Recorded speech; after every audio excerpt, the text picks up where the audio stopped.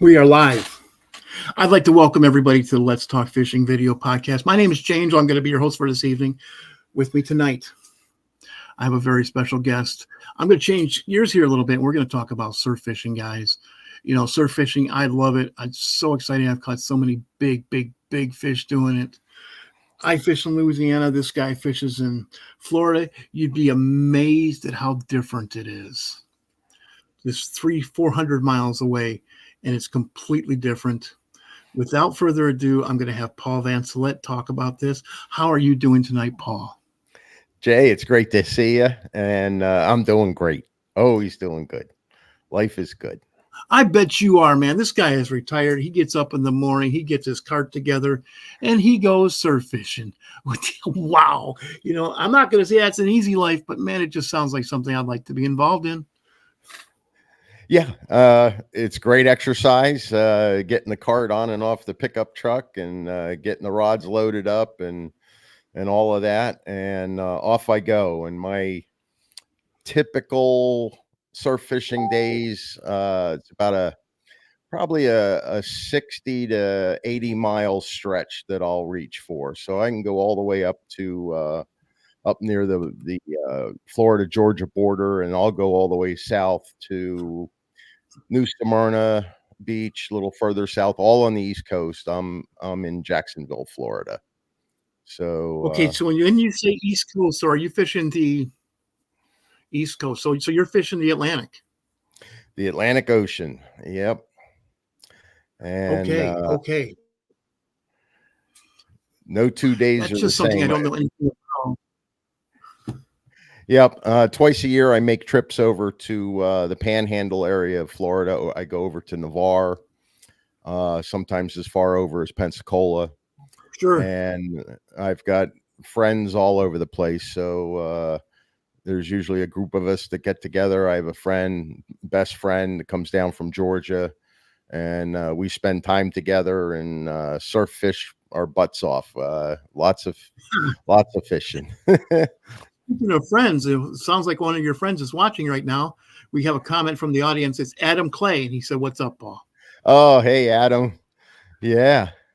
I tried to get the word out the best I could, and as soon as I got the link today, I poked it out again. And offline, we were talking about some of this. I mean, the surf fisherman community is large and spread out all over the place. And you know what? It's a group of people that you break a hook or you forgot something, the guy next to you, no matter who he is going to help you.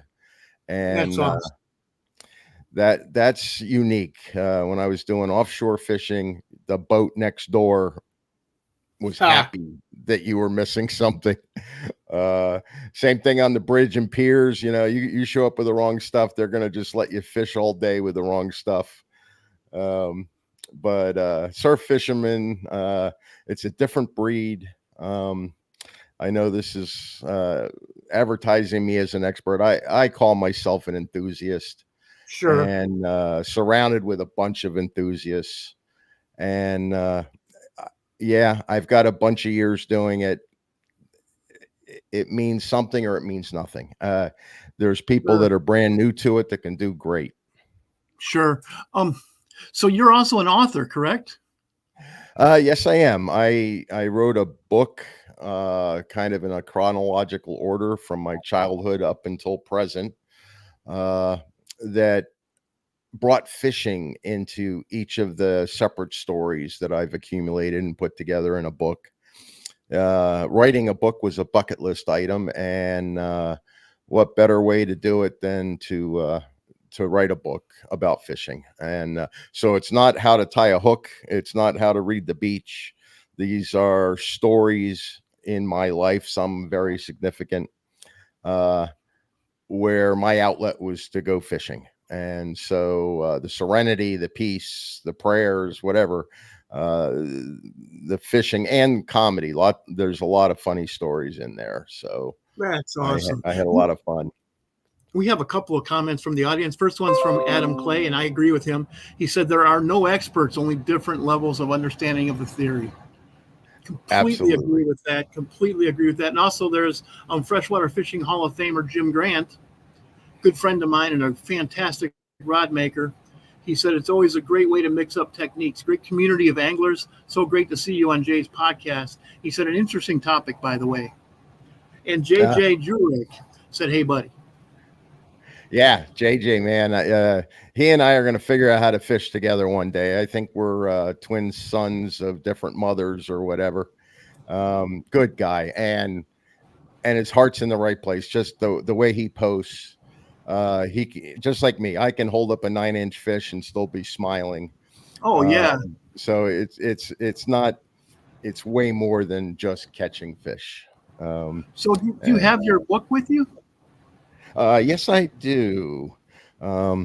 See if I can get in the frame here.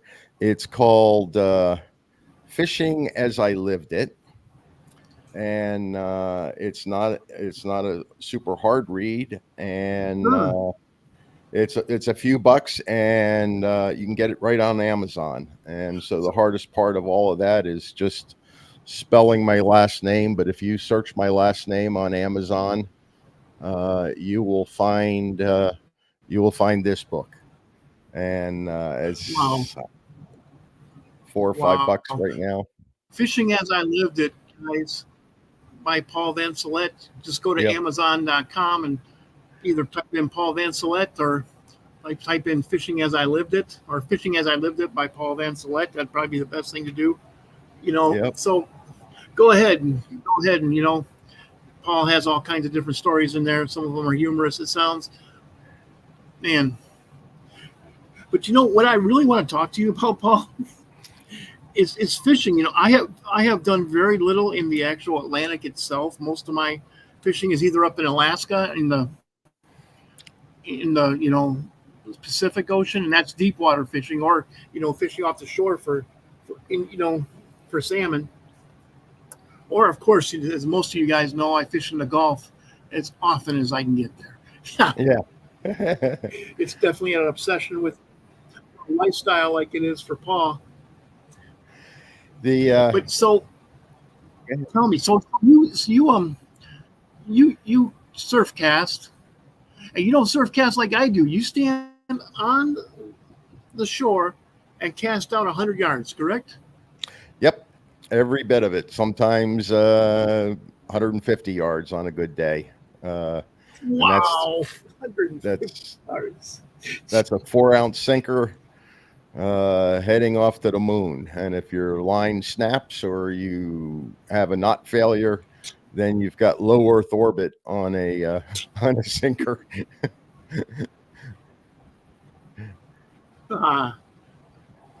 Ramos Familia says, "Hey, Paul, you're an icon and a good man. Great to see you on this podcast."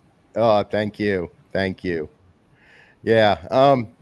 Like I said, we have, it's so much fun, and it can be daunting for the beginner, and it can be even more daunting when you've gone surf fishing a whole bunch and you just don't seem to get it, or you're not getting there. You're not catching what you want.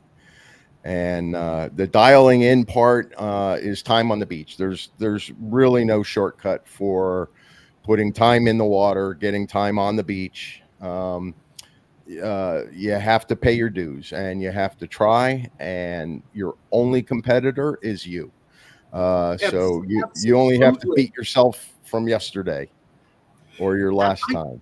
It did my heart good, and I got excited when you said that. Man, I've been fishing my whole life. I have fished competitively. I'm not a Bassmaster elite, but I fished the BFL for a couple of years. I fished several club tournaments. I fished walleye tournaments and bass tournaments and multi-species tournaments. It's all good, but I think a lot of people get too competitive with the other competitors. Man, I'm competing with myself. How can I catch this fish? How can I catch this fish? And I sit there, I have 50 years of experience, and I should be able to catch something. Like that's how you do it too. Yeah, I try to. So I'm a sunrise guy, And my first fish might not be until 9:30, but between sunrise and 9:30, I've probably fished 3 or 4 different spots up and down the beach. And I'm looking for things that are different in the water. And I'll start right at my feet. On the sand, looking for those riptides, stuff, the water flowing, funneling back out between waves. Looking at the donuts and little clams and what kind of critters. Are there sand fleas around? There's a lot of natural bait that these fish are looking for. And if they can get swept into a riptide, the fish are out there on both sides of that riptide, just laying in wait, waiting for a nice big sand flea to float they by. sure are. We have another question from the audience. It's from sure. Grant, a good friend of mine, International Freshwater Fishing Hall of Fame member. He said, "What's your favorite fish to target right now, and what line test do you use?" So we can stir this up really quick with a lot of feedback, I'm sure. But I've taken a different tack on a lot of things. I am using small spinning reels right now. I'm talking 3,000 and even 2,500 size spinning reels, and I am using 15-pound braid at the most. And sometimes on my smaller reel right now, I've got some 10-pound braid. And there's enough of it on there that I can put that on an 11-foot rod, or even I haven't done it on my 13-foot rods, but I've got a couple 11-foot rods that I enjoy using on the beach with these smaller reels. And I'll tell you what, you catch a 12-inch catfish and you're going to have some fun. And you know what? That's what it's all about for me. I want to have fun. I'm going to have my drag loose enough. I'm going to have my rod tip low enough to the ground so that you're not dragging a fish through the wave up high and having the fish spit the hook or rip its lips. But I still like to throw, so I'm still using my 3 and 4 ounce sinkers, and I'm getting out just about as far as I can, looking for a piece of water. And so as you get good at this, and I can quote a lot of people on all of this, but as you get good, the talent to acquire is target shooting, target casting. Like, you can pick a piece of water and hit it, and then remember where that piece of water that you hit, because I'm fishing 2 or 4 rods, and a couple are way out, a couple are in closer, or anywhere in between. And there's a clock going off in my head. They're going to get a few minutes of a soak time, and then I'm going to start fan casting from my sand spikes. So I'm going to start doing angles different from the original cast. But again, I'm going to try to hit a piece of water that I'm looking at. And not trying to brag, but I fished for a period of time about 4 years ago with Larry Finch, and a lot of surf fishermen in Florida in particular know who Larry Finch is. And here was a guy that had 40 some years just surf fishing, bringing fish to his fish store. So he was commercially fishing to keep his store open. The amazing thing about Larry Finch was his ability to target shoot. You could throw an inner tube out over the breakers, and he could send all 4 rods bullseyed into the inner tube. He had such an ability to hit exactly what he was aiming at. The next little twist to all of that was that he used all the same gear. He had the identical rods, identical reels, identical line. And so anytime his muscle motor memory was identical, and he knew that the umph went this far, the extra umph went that far, but it wasn't different between rods. He had all his gear the same, and just could perfectly place his shots. Because as soon as one of his rods went off, guess what? He would reel in like a bandit and get the other 3 or 4 rods thrown, boom, boom, boom, boom, boom, within, and I'm not kidding you, a tire diameter spot, and the rest of us would be like, oh my God, we're going to, tangle up all our lines. But he would just boom, boom, boom. And he'd get doubles. I mean, his pompano and whiting fishing was legendary for the amount of fish he could catch. So that's But what you're targeting mostly is pompano. yeah, I'm a goofball for pompano. Sure. Whiting, because they're good eating. I fish to eat. I don't Sure. fish the trophy stuff. I mean, sure, I'm like any other guy. Catch a big fish, you're happy. Yes. But my last trip to Navarre, I reeled in, and it took a while to reel in a 30-pound black drum that was Oh, like trying to bring in a tire. I mean, yeah, yeah. he swam off a few times, but there was no fight, no spirit to that fish. No. And you get a good, nice sized pompano, he's going to go haywire on you. Jack Crevalle, again, I'm not eating those, but it's a No. fun fish Those to catch. we call those freight trains. Yeah, yeah. That's what it feels like when you grab one. Oh, here's Ramos Familia now has he says, as you said, legendary. Quick question. Do you fish for permit?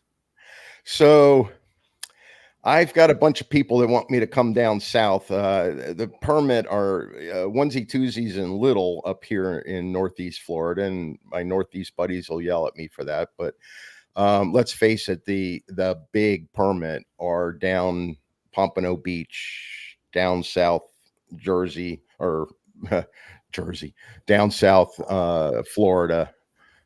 So to do that right, and I know some people that would be glad to try to put me on them. You go out there with speckled crabs, and you can target permit, and I can certainly cast the distance I would need to also. But yeah, I've caught permit, but not my big Sure. permit, not the bucket list one that I would like.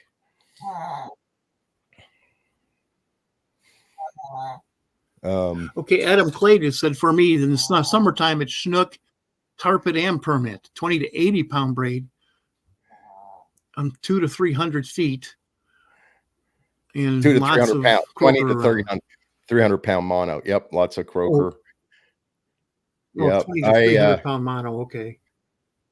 I hand built a 12-foot rod specifically for tarpon, and I've got a big 6,000 size reel, and I've got a 40-pound main line on that, and then I use like 80-pound leader. And my goal, and what I've been trying to do, is throw a little backpack that's mainly got some waters in it, but I walk the beach. So there's no cart. It's one pole, a little backpack with waters in it, and my flip-flops, and I am walking the beach looking for schools of mullet. I've got a nice little treble hook thing to snag a live mullet, and then throw him back out on a tarpon rig. My success rate is not there yet. I've had a couple take off that I couldn't swear were tarpon because I didn't get any jumps. So I don't want to say that was a tarpon. But I do that once in a while, especially in the hot summer. You can sit in one place and just cook.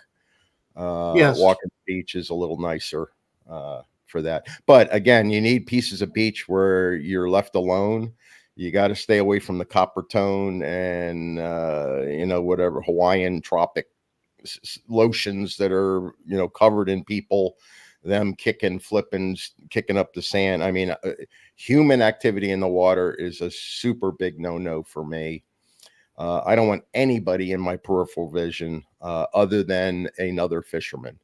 And if we're fishing together, you can be as tight to me as you want to be, because I have control of my rods, like you said earlier on. I get all that. Yeah, I don't want anybody swimming in front of me. I don't like walking out into the water.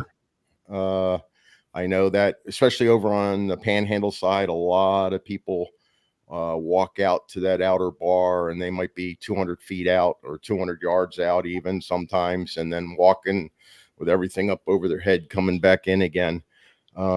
That whole walking has put thumping into the sand, a vibration. You're pushing water with your body. You are putting a disturbance there. You might as well be a big orca, Yeah. and so even the little fish are going to scatter. So I don't, I'm going to throw to where I want to get to. And plenty of times I can't throw that far, but you keep walking. The variety and the pure randomness of water on the beach is there. And you might not want to walk a mile, but I guarantee if you put your head down, say, I'm going to walk and look for perfect water, you can find the ideal conditions. You'll find it. We have another couple. Clint McClinton said hi. Richard Ziegler said hi. And Jim Grant had another question. He said, "Do you use circle hooks?" And number 2, have you ever heard of algag lures? Algag. You're from New Jersey, aren't you? That company I'm not familiar with. Okay, he's from New Jersey. He makes some Okay. really good lures. I mean, fantastic lures. But a lot of his lures are for the stripers up north. There's a lot of surf fishing that his guys do. Yeah. As a kid, this goes back to high school years, but man, the Jersey Shore was all about it for me back in those days. And a retired cop taught me how to surf fish back in the 60s. So that was my first taste of it. And we were mainly caddies for stuff that he wanted to haul out to the beach. We didn't have surf cards. Of course. Yeah. But stripers, the flounder, catching flounder off the beach was just insane and just awesome. You could go in the back bays and certainly catch flounder, but or go offshore and catch flounder, but you got some of those big flounder, those big doormats coming in through the beach. That was a lot of fun, especially as a kid. Don't they call them fluke up there? Yeah, sure. I've been schooled on that before. Yeah. We have another. Neil Lauderman says that is an interesting thought process indeed. I am out of Navarre, and we walk out into the water all the time and cast out. I see quite a few fish doing so. I am curious if it does hurt the fishing a little now. Not sure how to test that. Well, according to you, it does hurt the fishing. Yeah. You're like a predator, and the fish are going to react to you like a predator is what you said. Yeah. Larry, again, these are Larry Finch stories, but when I got put under his wing and was part of his fishing team to supply his store, he had some do's and don'ts that just he would not budge on. One of them I'll share with everybody is you can't wear a white shirt on the beach. White is a predator color.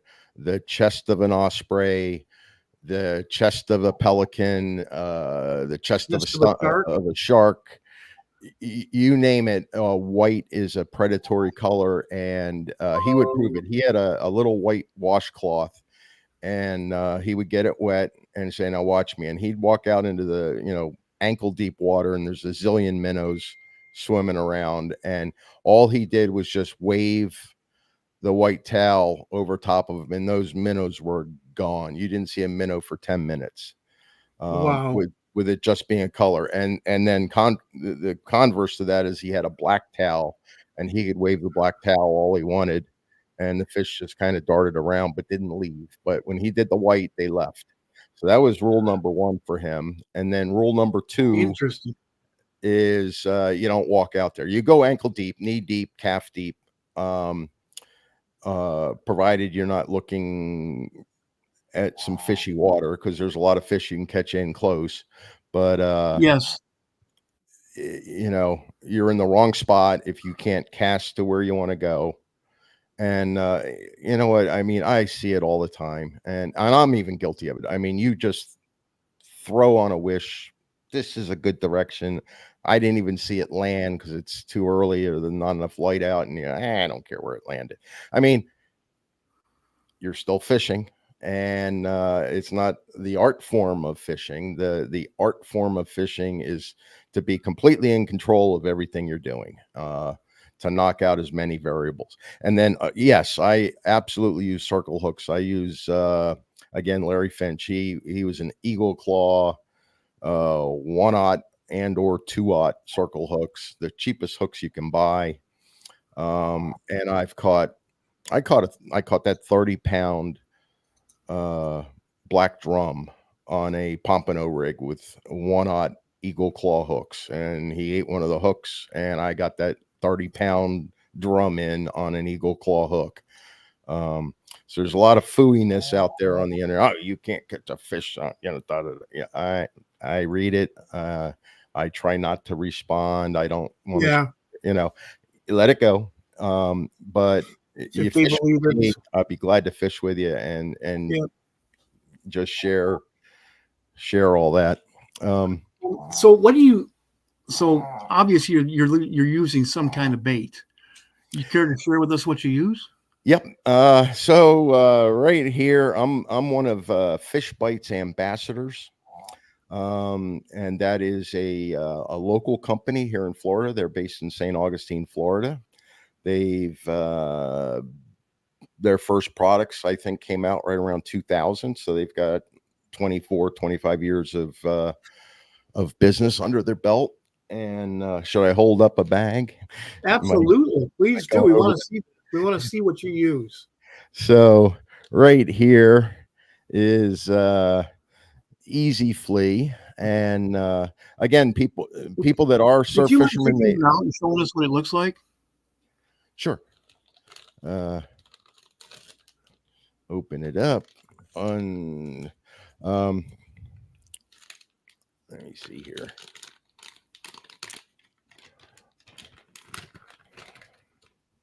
So you get two strips. Ooh, wow. Here. But let me grab my scissors over here.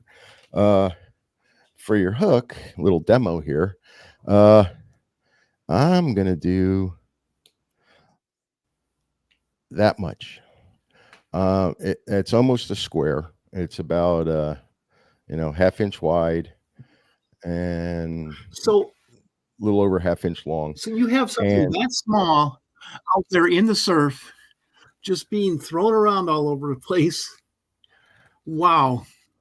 So without going through all the discombobulation here of getting this all straightened out, it wouldn't all fit in the screen anyway.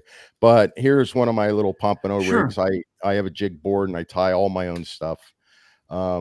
So at one end gets a snap swivel that goes onto my sinker, and the other end goes up to my fishing main line, and up there it slips on what I call fast snaps. And then I've got 2 hooks, and I call it jewelry or no jewelry. These are T-knots that they've done on a jig board here. So every one of my rigs are the same size and length all the time. This happens to have floats, and these floats, I don't know if I can get the colors to, this is kind of white and gold. I didn't make the floats. I buy the floats, and we have plenty of people locally that, and I know over in the Panhandle, there's lots of local folks that sell stuff.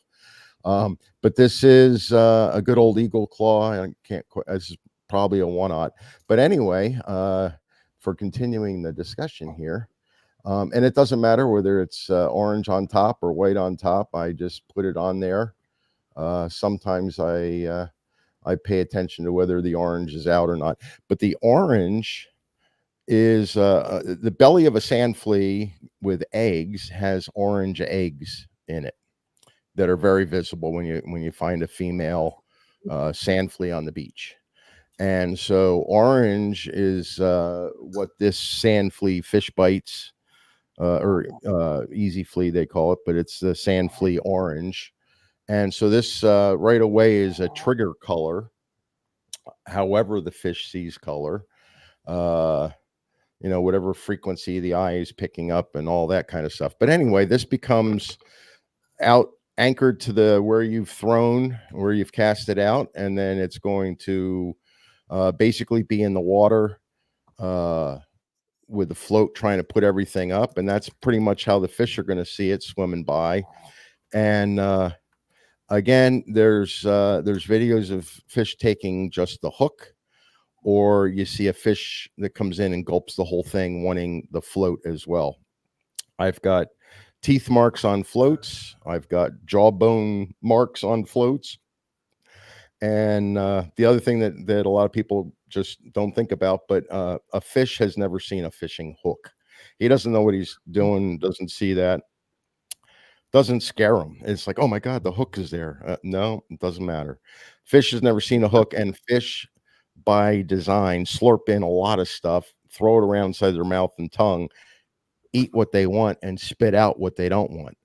And Absolutely. so, right. So they're going to try to spit that hook out, but being a circle hook, then definitely it becomes game on. So Okay, we have a couple of comments here. Adam Sure. Clay said, "Elephants eat peanuts" is one of my favorite sayings. He said he just caught a 5-foot nurse shark on the exact bait and size that you showed.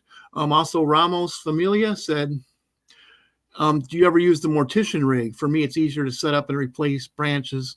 Any disadvantages to using it?" Yeah. So that's Chip Brundage, the sinker guy, sells the mortician rig. I'm sure other people make it, and they might be calling it mortician rig as well, or certainly tie your own. I understand the concept and the principle of it. Lets you have a one line off the hook. But I'll tell you what, again, 43 years of Larry Finch fishing, he would hand tie from a spool of leader material here. So no two of his hooks were the same, or distance between hooks. It was all right off a spool. He'd hand tie quickly his own T-knots, and out he go. And he's done exactly this for 43 years. So I don't need a mortician rig. I don't need, you get bit off, I lose sinkers all the time. I get all that. Mortician rig supposed to, help. It's all part of fishing. Yeah. It's what you want to be comfortable with. In the right place. Fish like to live around cover. Yeah. Yeah. Except for pompano and whiting, they're swimming around on bare sand. Wow, that'd be nice. Yeah, and they're going to be in a little groove somewhere, or in a divot or a hole, however you want to look at that. They're going to try not to spend. Every animal on earth, even humans, right? We try not to spend energy. We don't stand around all day jogging in place because we love burning energy. We will sit, we stand, whatever. Same with fish. If a fish is in between meals, he's trying to conserve calories. He's trying to conserve body weight, if you will, survival stuff. So he's going to be in a little dip. Anything that blocks the current for him, or has him watching into the current where he can ambush something coming towards him. Every species, all species are opportunistic. Yes. Right. So if they don't have to swim, they're not gonna, right? But if they have to swim to stay in the current or whatever, then they're going to be a little hungry or burning calories. They know all that. And side note, I think 80%, 90% of our animal kingdom is 1 or 2 days away from dying of starvation. I mean, the animal world, the fish world, these guys are borderline starving to death at all times. It's just, you don't see a big fat Bubba going, "Oh, life's great, I don't have to eat for a week." No, they're skinny, and they're trying to conserve weight and all that. So yeah, it's just a little thing that rolls around the back of my head once in a while when I say, yeah, it's like, if you find skinny fish, and certainly during the breeding season, that's all they're thinking about is breeding. So they're not eating, and then they do get skinny. I see plenty of that. But yeah, exactly. So you like to use fish bites. This is really good. This is so foreign to what I do, because most of the stuff I do is shrimp based, and I use stuff like this. Sure. I use on the live bait side. I can use crab knuckles, which are live crab that you've cut apart into knuckles, sand fleas, ghost shrimp. Um, there's a number of things that way, and pieces of shrimp. So, like, I can put, like, if I was using cut bait, I could put a piece of shrimp on here, and typically the most effective for me has been to put a piece of cut shrimp on here first on the hook, and then apply the fish bites. And fish bites, by the way, I mean, I forget how many SKUs the store has for fish bite flavors. I'm not sure if I should have known that, but it's dozens and dozens and dozens, maybe a whole, maybe 100. But so there's sand flea, there's shrimp, crab, there's, you name it. The fish bites has a flavor for it. Okay, just some conceptual questions. Sure. A lot of the speckled trout I catch off the beach are in the first trough. Do you ever find pompano there? Oh, absolutely. Yeah. One of my trips to Navarre. So the beach over there, you have one tide a day in the Panhandle. So East Coast, you have 2 high tides and 2 low tides during the day, and the distance and the height of the water is really different on the East Coast. That 4 or 5 foot rise can be hundreds of yards of water running up the beach, and in the over there in the Gulf, what is it, 9 inches, 7 inches? Yeah, it's not small. a lot. Yeah. It does manage to push a lot of water. If you're fishing the mark, all of a sudden you get a really good current. Yeah. But they have typically, especially in Navarre area, I won't say everywhere, but the last few trips in Navarre, you can walk partway out on the wet sand, and then all of a sudden there's a drop off. I mean, it's like a staircase kind of step. And all the sand fleas were, if you just scraped the upper face of that step, you could get your sand fleas. But the amazing thing, one trip, I guess this was last year, maybe the year before, I tried to get video of it, and it was just horrible. Didn't come out right, and I had water on one of my lenses, and so it was just horrible. But what we were observing, there was 3 of us together there, and we all stood there in total amazement, because it was like side by side sheep. These pompano were coming in, they were side by side by side by side. They would zoom in 8 or 10 at a time. They were all lined up side by side, and they were just eating machines. All they were doing was like biting into the sand, spitting, biting in sand, looking for sand fleas. And one would get a sand flea, turn around, dart out. Another one come in and like take that part of the feeding position. And we watched that. Now, unfortunately, these were all like 10-inch pompano, tail length to the fork. Otherwise, we would have just captured them all with our sand flea rake. I mean, but it was so adorable to watch all these little pompanos come all the way to the last 3 feet of any kind of water. That is so cool. Yeah, I have seen dolphins do that, come in and work together, and I've also seen redfish come in. But the redfish, they aren't quite that organized. They might have 30 redfish, but they're all shoulder to shoulder coming in and gobbling up shrimp. Yeah. To see the fish that, or a fish, not a mammal, that is awesome. That is awesome, man. That's just, I wouldn't have been fishing either. I would have been just mesmerized. Oh yeah, that. We you can learn so much from that. Yeah. And we were that day. I mean, it was one of those. It's one of those days you don't forget, and you try to put in your head to do it again. Where we were just catching 3-man limits. You were talking about the art form of fishing. Yeah. Well, the art form comes in when you start to really understand the fish's behavior, and that's what you were doing right there. You were studying.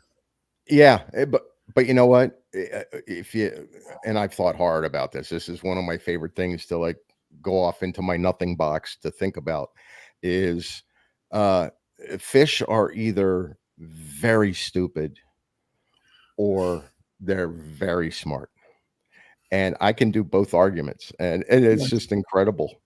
Yes. Um, you know, and nature is incredible and amazing, period. And then you start breaking down who's who and all that. But yeah, it's really neat. But when there are predictable behavior patterns. Over on the East Coast here, there's like you might have a great spot for incoming tide.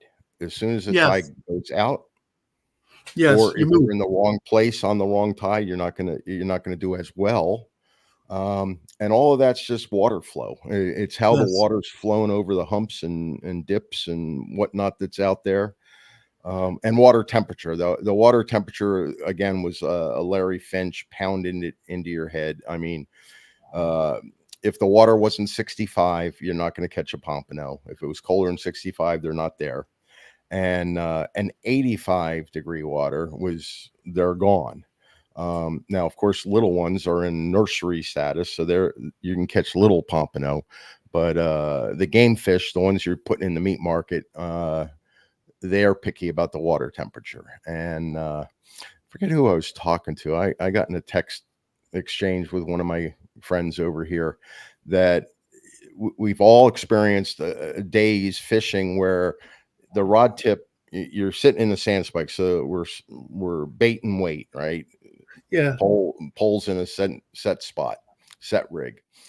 The rod tip is going wonderful, just like you expect it to do on a circle hook. And by the time you get to your rod and get it out of the rod holder and start reeling, the fish is gone. And it's like, what the heck was that? And the repeat, sometimes you have a whole day like that. Sometimes you have multiple days like that if you're back to back fishing, where it seems like it took it and then ignored it. My theory, yet to be proven, but my theory there is that we have fish that are on borderline water temperature. It's a little too warm to hang out too close. They're not foraging. They're not grazing through the sand, enjoying 60, 70-degree water. These guys are I'm teasing, of course, but they're holding their breath out in deeper, cooler water, and they're zooming in like maniacs, sight driven. They're going to see something, take it, but they're not going to take a second bite. So this first bite and gone is because they're turning around and they got to get back out to their cold water again. Now, it's not acid burning their bodies away. I mean, I get it. Okay. But I think there's such an aversion to them being in warm water that their comfort zone is back into the cooler water. So the short bites, the quick bites, and when I've caught a fish on those same kind of days, it's always been the upper hook. And again, I have another whole thing I can get into about upper and lower hook, even though at a distance the actual height off the bottom is not very much. And whether you're using beads or something that's sinking the hook versus a float bringing it up, but if you have beads on the bottom and a float on the top, you do have a altitude difference of some amount. And so a fish that's hitting, or if you're into a fishing day where you're getting lots of upper hooks getting hit, you're not in a habitat for them. You're in a passing by, zooming by, oh, I see this, I'm going to eat it and go kind of category. Again, lots of little anecdotes about stuff through the years. Okay, we have several comments we've got to get through now. Adam Clay, some of the best fish can be caught within 30 yards of the beach. Yeah. Ramos said, Paul, how long do you stay in a spot and what conditions makes you move? Sure. So that one's easy. It depends if you've got your family to pack up and move with you. Right? I mean, that's the key. And how far away you head to park and all that kind of stuff. But again, this is Larry's wisdom. You do your best you can do to pick out this water. Read the beach. You're nice on a nice undertow kind of channel going back out. You fish it for about 15 minutes. And if you've got nothing, you're either there because the tide's the opposite of what it will be for the average like fish. No, oh, I'm not going to be here until it's incoming, or oh no, I'm not going to come here until it's outgoing. I mean, they know their grocery stores out there. Yes. So you give it 15 minutes and then you move. I mean, so what do I do? I will early morning fish with one rod. I didn't put a sand spike in yet. I didn't unfold a chair. I didn't set up camp. And I'll throw one rod and then put my finger on the line, like hold the line to feel any kind of thing going on.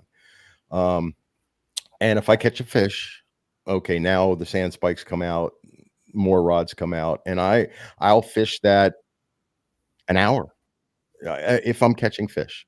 And fish don't have to be back to back to back to back. If I get a fish every 10 minutes, 15 minutes, I call that good fishing. Okay. That's awesome, man. Every 10, 15 minutes. Richard Yeah. Ziegler wants to know what the water temperature in Navarre Beach. Do you happen to know what the water temperature in Navarre Beach is? I could open up an app and go look, but the Gulf warms up quicker than the Atlantic does. So the Atlantic Ocean right now is water in the Yes. 80s. And so I guarantee you the Gulf is in the 80s right now, especially near shore, up against the beaches. Adam Clay said it's about 85. Yeah. So, yeah, the Gulf gets very warm. Well, we're at 45 after the hour now. So, man, I had fantastic time talking to you. We had great engagement from the people. But Yeah. do you have any shout outs you'd like to do? Sure. One more guiltless plug here, for Fish Bites, and go get you some kind of thing. I mean, there's lots of flavors. When you're not using it, put it back in the fridge, garage fridge. They stand up nice between your beers out there. You keep them cool. They're going to last forever. You put them on the dashboard of your truck. They'll cook, lose their color, but they don't lose their scent. These are 100% synthetic. So unless you put this on fire, you're not going to lose anything. My other little shout out, by the way, is the Sinker Guys Sputnik sinkers. And these are called Sputniks because they look like the old satellite that was called Sputnik going by boop, boop, boop, boop. Wow. Look at that thing. Yeah. So what happens is this is armed, if you will, and it's a long shank, and the bottom of you put one end of your rig there, and this is the leading bullet, if you will, from your cast. This is going out into the water. When it sinks, it's going to lean over as you start taking up slack from your line, and one or more feet here are going to dig into the sand, and it anchors your sinker from moving around. So remember how I earlier tonight said, good idea to learn how to target shoot, practice in a field, put that in a tube, hula hoop, whatever, to start really practicing your target throws. You might be bullseye accurate at 50 yards, so don't beat yourself up if you can't do the same thing at 100. It all comes in time.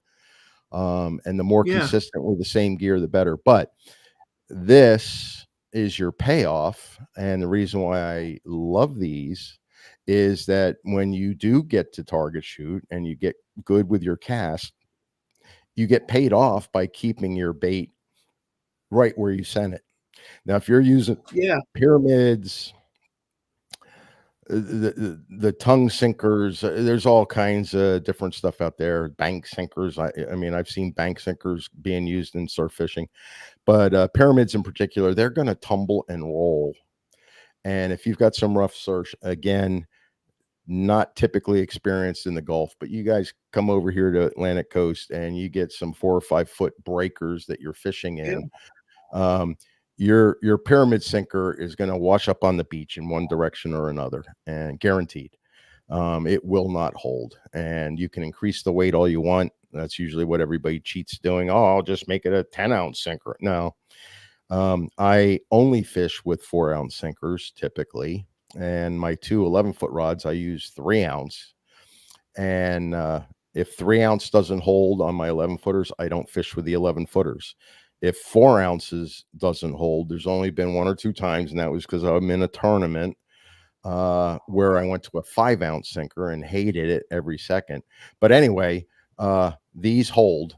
And local over here in the Jacksonville area is a fellow named Chip Brundage. He is the sinker guy, and he treats you real well. You can mail order these things. He's got some kind of mafia connection with a mail delivery system. You get stuff sent very quick, and handwritten note in there too. So he's a good guy. He sells lots of other stuff, but I adore him for his sinkers, and that's paid off. So those are really my 2 shout outs that, I guess I got the book here now. Okay. Check out my book. It's not going to teach you about fishing, but it might share a way to let fishing be an outlet for you. I guess be simple to say, and fun. Thank you, Jay. I'd like to thank you so much for coming on. We had one more question. Sure.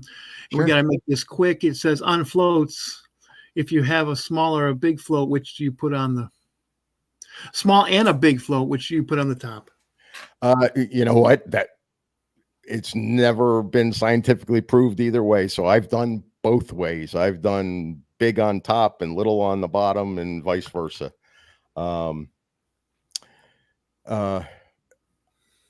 I'll tell you what, though, maybe a little secret there. The bigger float on the bottom has been when I've caught a lot of nice red drum who are slurping around on the bottom.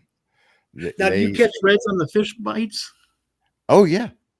Oh, wow. Yeah. Those are, I catch a lot of reds on this thing right here. Sure. Also, it's a different water over here. It's not clear like the water you're fishing in. Everything is dominated by the Mississippi River over here, and that just gets me excited, man. Reds are just an amazing fish. Yeah. And specks. You think about pompano the same way I think of reds and specks, and it's kind of like saying, well, which is your favorite? Well, which is your favorite kid? Come on, that's not a fair question. Yeah, right. Yeah. I like them both. What's my favorite fish? Is the one I have on my line right now. Yeah. Except if it's a big ugly or a hard head. I don't like those. Yeah. But man, I had a fantastic time talking to you. We had so much participation for the audience. Guys, I appreciate you asking questions. You may always ask questions on my time. On mine, if I don't get to you, it's because we just ran out of time. I try to get to all the questions. I had a great time with you, Paul. Thank you so much for coming on. Also, I have a shout out. My shout out is to Eric Evans of iBass 360, a good friend of both of ours. Yeah. And he introduced me to Paul. I started talking to him on the phone. I said, yes, I want to have you on my show. Yeah. So, Eric and I we go back to 5th grade, 6th grade. We grew up next door to each other. Yeah. So, and you both became great fishermen. That's just awesome. Eric fishes for just about everything, man. He just goes around the whole east side of the country fishing for smallmouth bass to striped bass to crappies to largemouth bass. Yeah, that's awesome. Yeah. He really has a great life. Yeah. So anyways, man, I'd like to thank everybody for tuning into the Let's Talk Fishing podcast. Paul, I'd like to thank you for taking time out of your retired life. I'm jealous. I have 3 more years. This is the longest 3 years of my life. Yeah. The longest 3 years of my life. Even longer than the first 3 years of my kids' lives. But but just keep doing what you're doing. I've had a fantastic time, and you are welcome on my podcast anytime, buddy. I'm definitely going to have you on again.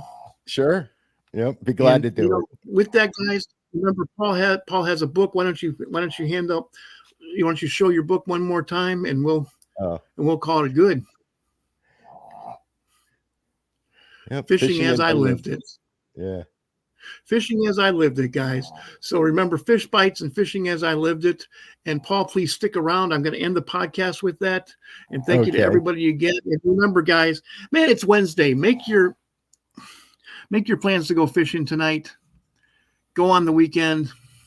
Remember, you only get to do this once. Yeah. Okay, and we're going to end it with that.